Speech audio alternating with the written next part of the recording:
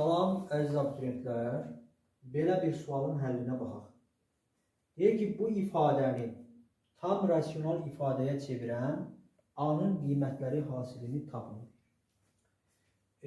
İlk öncə biz bilməliyik ki, tam rasional ifadə nədir?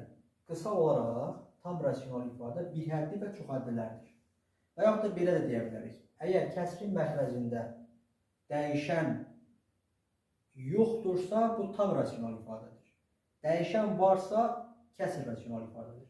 Qısa olaraq, məsələn, mən belə nümunələr yazıram bura. Tutalım ki, 5x kvadratı üstəgəl 3xy bölünsün 3. Bu ifadə tam rasional ifadədir. 5x kvadratı plus 3xy bölünsün 3x. Bu artıq kəsr rasional ifadədir. Çünki bunun məxrəcində dəyişən hərf yoxdur. Bunun məxrəcində dəyişən hərf var.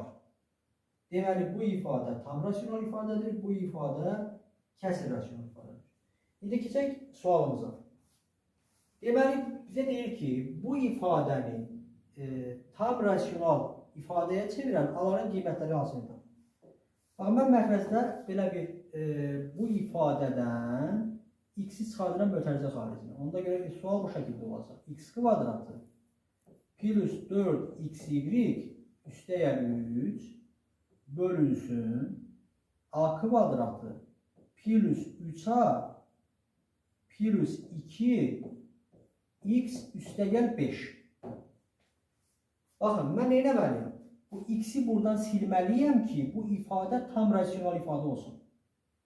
Ona görə bu mötərizəyə 0 verməliyəm ki, x buradan yox olsun. Yəni, a kvadratı üstəgəl 3a üstəgəl 2 bərabər 0 olmalıdır. Bizə A-ların qiymətləri hasilini soruşur da. Yəni, Wiyet teoremindən görürük ki, A1 vurulsun A2 bərabərdir 2 olacaq. Yəni, A-nın ala biləcəyi qiymətləri hasili 2-yə bərabərdir.